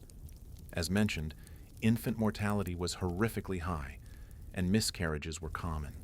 For medieval couples, losing children was a tragically routine experience. The grief was real, but it had to be endured quietly. There were no therapists, no support groups, no public acknowledgement of the pain. Women were expected to recover quickly and get pregnant again. The focus was always on producing more children, ensuring the family line continued. Some women suffered multiple miscarriages or lost baby after baby in infancy. This was emotionally devastating and also dangerous for the woman herself. Each pregnancy carried risks, and repeated pregnancies took a cumulative toll. But there was no concept of giving a woman's body time to recover. The imperative to produce heirs overrode all other concerns. A woman who couldn't carry a pregnancy to term or whose children didn't survive might be blamed, accused of being cursed, or of having sinned. The psychological burden was immense. Medieval people did develop rituals to cope with these losses. Prayers for deceased children, pilgrimages to saints associated with childbirth and infant health, offerings at shrines. These practices provided some comfort, a sense that something could be done, even if only spiritually. But the harsh reality was that medieval medicine couldn't do much to prevent pregnancy loss or infant death. The causes, infection, malnutrition, genetic abnormalities, congenital conditions, were beyond their understanding and their ability to treat. Now let's talk about the medieval concept of spiritual marriage. For some devout couples, particularly those influenced by mystical religious movements, spiritual marriage was an alternative to physical marriage. These couples married but vowed to remain celibate, dedicating their union to God rather than to procreation. This was rare and controversial. The Church officially approved of it, seeing celibacy as superior, but it also created problems. If a couple didn't consummate the marriage, was it really valid? Could it be annulled? What about inheritance and property rights? Some famous medieval couples practiced spiritual marriage. Saint Cecilia and her husband Valerian, according to legend, remained virgins throughout their marriage. In the Middle Ages, couples might take inspiration from such stories, vowing to live as brother and sister rather than as husband and wife. For some, this was a genuine spiritual calling. For others, it might have been a way to avoid unwanted intimacy or to maintain autonomy within marriage. Whatever the motivation, it was a path chosen by a small but notable number of medieval Christians. Let's explore the legal concept of the marital debt in more detail. This was the idea that husband and wife owed each other sexual access, that neither could refuse the other without sin. The Church taught this doctrine as a way to regulate marital sexuality and prevent adultery. If your spouse fulfilled your physical needs, the reasoning went, you wouldn't be tempted to stray. In theory, the debt applied equally to both spouses. A husband couldn't refuse his wife any more than she could refuse him. In practice, though, the doctrine was applied asymmetrically. Men invoked the marital debt to justify their demands, while women's needs were largely ignored. A wife who refused her husband risked being beaten or punished. A husband who neglected his wife might be reprimanded by a priest, but he faced no real consequences. The marital debt was, like so much of medieval marriage law, a tool that reinforced male authority and female submission. Yet, there are cases in church records of women bringing complaints against husbands who refused them. These women argued that they were being denied their rights, that the marital debt applied to them too. Sometimes the church sided with them, ordering husbands to fulfill their obligations. These cases reveal that women weren't entirely passive. They understood the laws and sometimes used them to advocate for themselves. But these victories were small and rare. For most women, the marital debt was a burden, not a right. Finally, let's talk about how medieval courtship and marriage customs eventually began to change. By the late medieval period, social structures were shifting. The rise of cities, the growth of a merchant class, increased literacy, and exposure to new ideas through trade and travel all began to erode the old feudal order. People, especially in urban areas, had more mobility, more choice. Romantic love once the province of poetry and fantasy, began to be seen as a legitimate basis for marriage, at least among some groups. The Renaissance and the Reformation would further transform European attitudes toward marriage. Protestantism, in particular, rejected the Catholic view of marriage as a sacrament and emphasized companionship and mutual affection. The idea that spouses should genuinely love each other, that marriage should be a partnership of equals, began to take hold. It would be centuries before these ideas became mainstream, but the seeds were planted in the late medieval period. As we close this deep dive into medieval courtship and marriage, it's worth reflecting on how far we've come, and how much some things remain the same. Medieval people lived under vastly different constraints than we do. They had less freedom, less privacy, less control over their own lives. But they loved, they hoped, they dreamed. They found ways to connect despite the barriers. Their struggles and their joys echo through the centuries, reminding us of our shared humanity. Tonight, as you drift off to sleep, imagine the medieval lovers separated by walls and rules, but finding ways to exchange secret messages. Imagine the young bride, terrified but determined, stepping into a new life. Imagine the widower mourning his lost partner, the matchmaker negotiating delicate alliances, the troubadour singing of a love he can never have. But before we close our eyes completely, let's explore a few more fascinating aspects of medieval romance that illuminate just how different, and yet how similar, their world was to ours. Let's talk about the role of letters in medieval courtship, something we've touched on, but deserves deeper exploration. In an age of limited literacy, a love letter was a powerful thing. Writing itself was an art, practiced by scribes and educated nobles. If you could read and write, you possessed a skill that set you apart. For those who couldn't write, which was most people, there were professional letter writers, scribes who would compose letters for a fee. You'd tell the scribe what you wanted to say, and they'd write it in elegant script, perhaps adding flourishes or embellishments to make it more impressive. Medieval love letters that survive in archives and collections reveal the depth of feeling people were capable of. Some are formal and restrained, following the conventions of courtly love. Others are surprisingly passionate, even explicit. They speak of longing, of counting the days until a reunion, of sleepless nights and constant thoughts of the beloved. These weren't just literary exercises. They were real expressions of real emotion, carefully preserved because they mattered to the people who sent and received them. One of the most famous collections of medieval love letters comes from the 15th century, the Paston letters, written by members of a gentry family in England. These letters discuss everything from property disputes to political intrigue, but they also contain tender moments. Marjorie Paston writes to her husband John, expressing her devotion and worry during his absences. John writes back with affection, though practical matters often intrude. These letters show us that medieval marriages, even arranged ones, could develop into partnerships of genuine care and mutual respect. Letters were also instruments of persuasion. A suitor might write to a young woman's father, arguing his case for marriage, listing his assets, his character references, his prospects. The father would reply with conditions, demands, negotiations. Marriage was being brokered through correspondence, each letter a move in an elaborate game where the stakes were land, money, and family honor. For couples separated by distance, letters were the only way to maintain connection. A knight on crusade might write to his wife, describing his travels, expressing his longing to return home. A merchant traveling for business would write to his betrothed, keeping the relationship alive across miles and months. These letters had to be carried by messengers, sometimes traveling for weeks through dangerous territory. The act of sending a letter was itself a gesture of trust and commitment.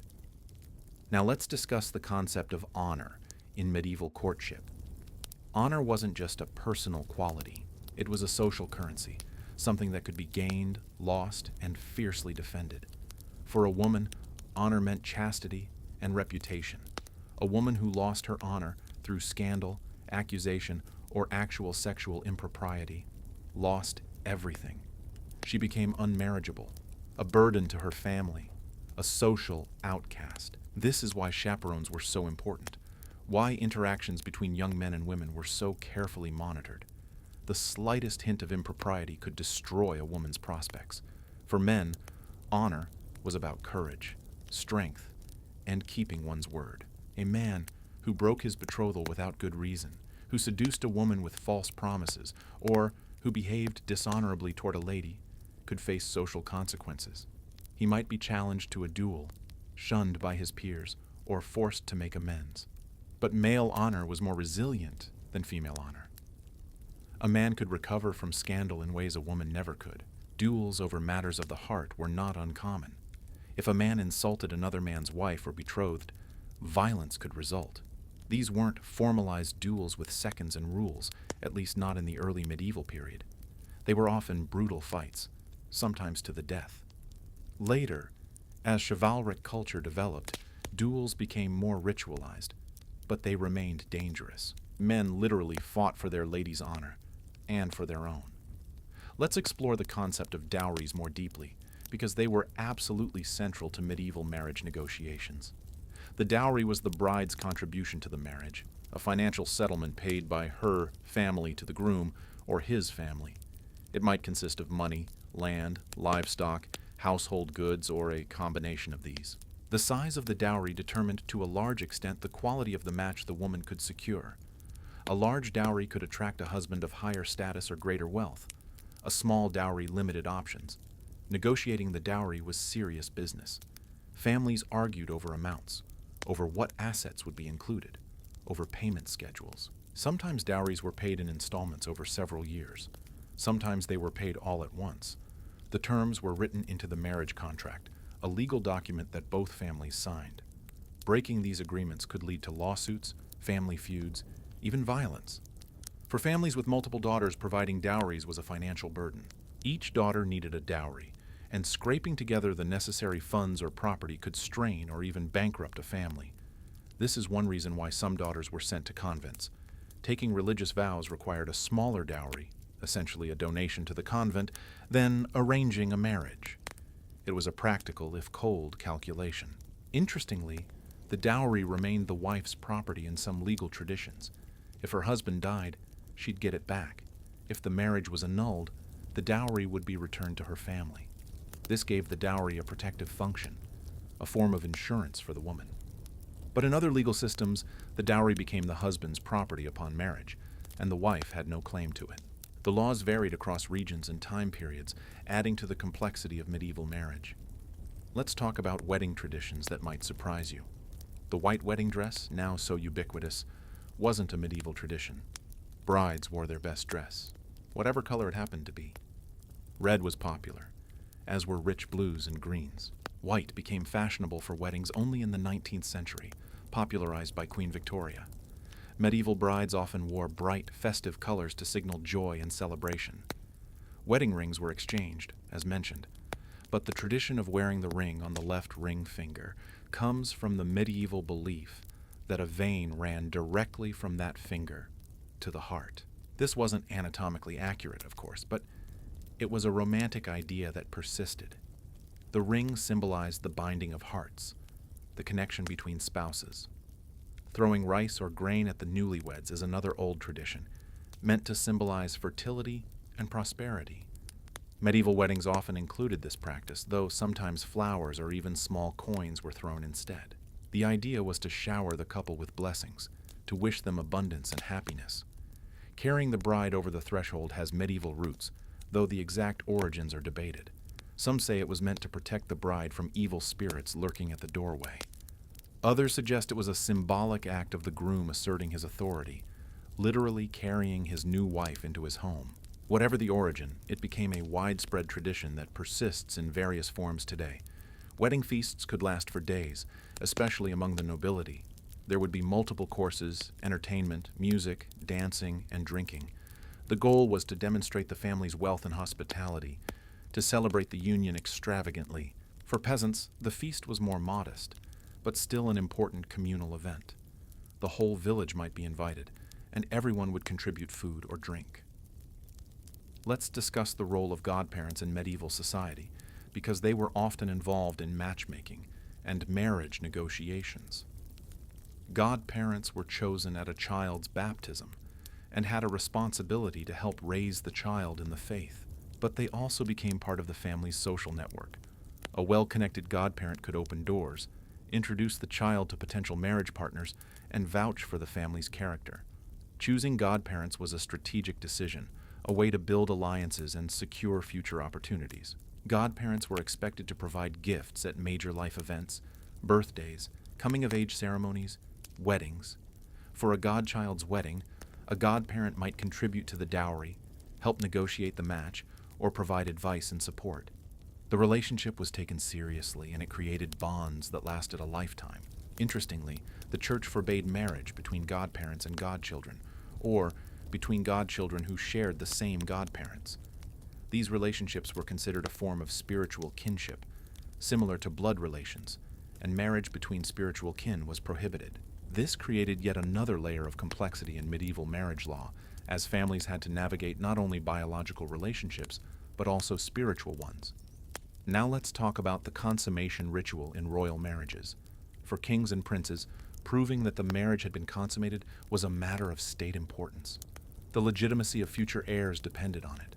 In some cases, witnesses would actually be present in the room during consummation, or at least waiting just outside the door. After the act, the witnesses would testify that they'd heard or seen evidence that the marriage was complete. This was deeply invasive, but it was considered necessary. There are historical accounts of royal grooms who failed to perform on their wedding night, sometimes due to nerves, sometimes due to drunkenness, sometimes due to impotence. This created crises. The marriage might be delayed, annulled, or the groom might be given another chance. The pressure on these young men, often teenagers themselves, was immense.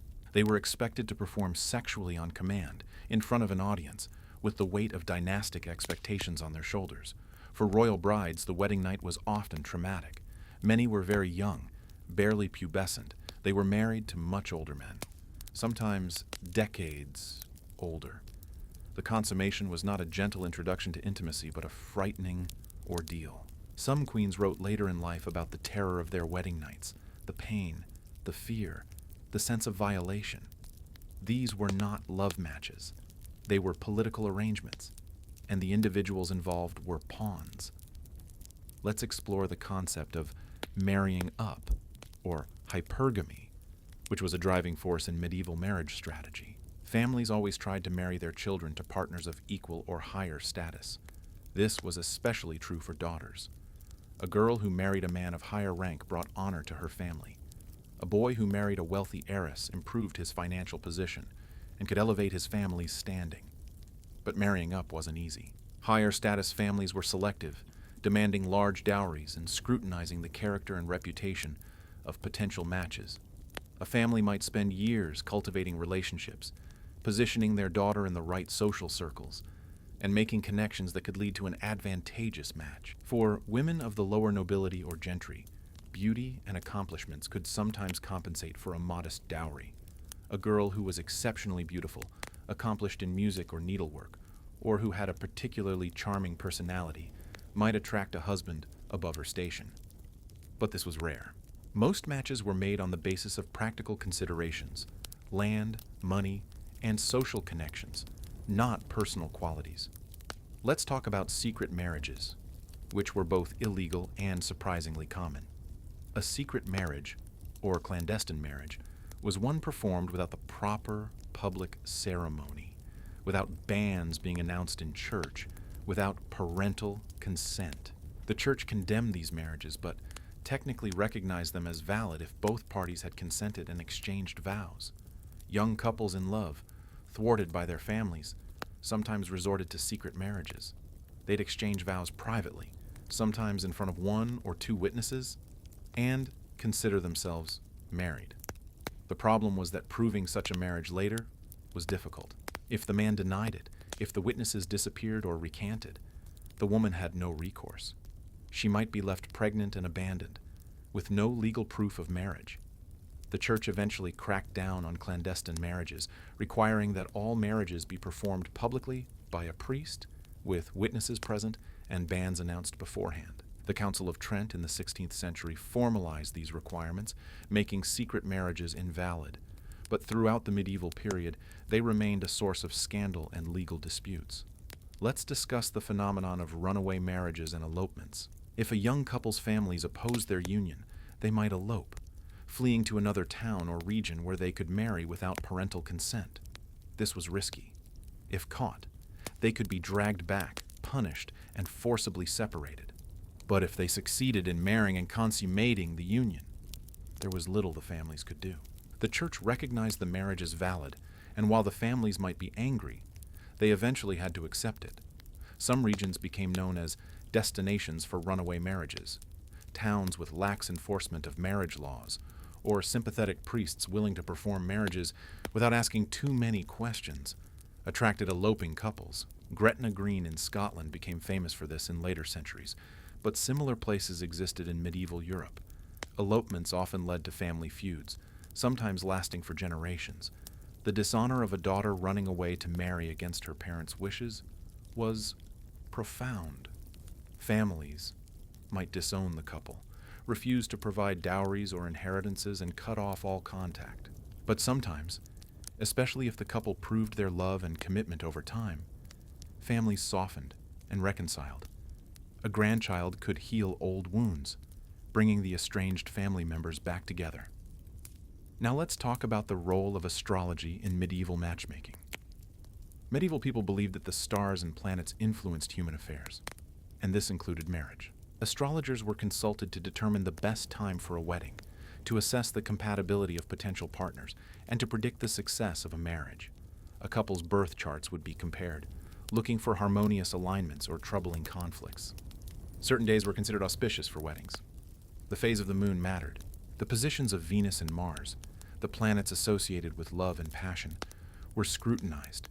A skilled astrologer could provide detailed advice on when to marry, what to expect from the union, and how to maximize the chances of happiness and fertility. This might seem like superstition to us, but for medieval people, astrology was a science. It was taught at universities, practiced by learned scholars, and taken seriously by everyone from peasants to kings. If an astrologer warned that a particular match was ill-favored by the stars, families might reconsider. If the stars aligned favorably, it was seen as a blessing, a sign that the marriage was meant to be. Let's explore the concept of platonic love in the medieval context. The term platonic comes from the philosopher Plato, but the medieval understanding of it was filtered through Christian theology.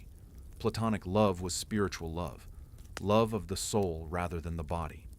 It was the highest form of love, transcending physical desire, and focusing on the divine spark within the beloved. Some medieval thinkers argued that true love between men and women should be platonic, that physical desire corrupted and degraded love. This tied into the Church's teachings about celibacy and the superiority of spiritual over carnal pursuits. Courtly love, with its emphasis on chastity and unattainable longing, was partly inspired by these ideas. The knight loved his lady purely, spiritually, without expectation of physical union. But platonic love wasn't limited to heterosexual relationships. Deep friendships between men, or between women, could also be understood as platonic love. These bonds were celebrated in medieval literature and philosophy. Friends who loved each other deeply, who would sacrifice for one another, who shared their lives and hearts, were seen as embodying a noble ideal. Whether these friendships ever became physical is a matter of debate, but the emotional intensity was real and valued. Let's talk about the economic realities of marriage for common folk. For peasants and laborers, marriage was an economic partnership above all else. Two people could accomplish more than one. They could pool resources, share labor, and support each other through hardships. A wife managed the household, raised children, tended the garden, cared for animals, and often worked in the fields alongside her husband. A husband provided physical labor, protected the family, and handled dealings with the outside world. This partnership was essential for survival. A widowed peasant, man or woman, struggled to maintain a household alone. This is why remarriage was so common and often happened quickly. It wasn't heartlessness or lack of grief. It was necessity. You needed a partner to survive. Peasant courtships, as mentioned, were brief and practical, but that doesn't mean they were loveless. People found affection, comfort, and companionship in these pragmatic arrangements. Working side by side, raising children together, enduring hardships, and celebrating small joys, these experiences bonded couples. Love grew from shared life, from mutual dependence and respect. Let's discuss the fate of women who refused to marry. While most women eventually married, some resisted. These women faced limited options. They could enter a convent, dedicating their lives to religious service. This was an honorable choice, one that provided education, community, and a degree of autonomy. Some women thrived in convents, becoming scholars, artists, or administrators. But convent life wasn't for everyone, and it required a dowry, albeit smaller than a marriage dowry. Women who neither married nor entered convents lived precarious lives. They might work as servants, seamstresses, midwives, or in other female-dominated trades. They had no legal protection, no social standing, and were vulnerable to exploitation. Society viewed them with suspicion. An unmarried woman was an anomaly, someone who didn't fit into the established order. Interestingly, there were communities of beguines in medieval Europe, groups of women who lived together in semi-religious communities without taking formal vows. Beguines supported themselves through labor, prayer, and charitable works. They maintained independence, controlling their own property and making their own decisions. The church was ambivalent about them, sometimes tolerating, sometimes persecuting them. But for women who wanted an alternative to marriage or convent life, beguinages offered a third option. Finally, let's reflect on the lessons we can take from medieval courtship. For all its flaws, its injustices, and its rigidity, medieval marriage was built on principles of commitment, community, and resilience. Marriages weren't easy, but they weren't meant to be disposable. Couples were expected to work through difficulties, to honor their vows, and to support each other. The community reinforced this, providing social pressure and practical help when marriages struggled. There's something to be said for the medieval understanding of marriage as a partnership in the broadest sense. It wasn't just about romance or personal fulfillment. It was about building a life together, contributing to the community, and creating something larger than oneself. In our modern world, where individual happiness is often prioritized above all else, there's value in remembering that relationships require work, compromise, and commitment. At the same time, we shouldn't romanticize the past, the lack of choice, the gender inequality, the violence and coercion that many people, especially women, endured. These are not things to celebrate or emulate. We've made progress, and we should be grateful for the freedoms and protections we have today. But understanding how our ancestors navigated love, marriage, and family life gives us perspective on our own relationships and values. As you close your eyes tonight, carry with you the stories of medieval lovers, the young couple exchanging secret vows under the stars, the widow managing her household with quiet strength, the troubadour singing of impossible love, the arranged bride who found kindness in her stranger husband, the families negotiating alliances over dowries and property. These were real people, living in difficult times, finding moments of connection and tenderness amid hardship. Their lives remind us that love, in all its forms, has always been part of the human story, adapting to circumstances, but never disappearing. Sleep well, and may your dreams be filled with the echoes of a long ago time when love was earned, fought for, and cherished in ways both strange and beautiful. Good night.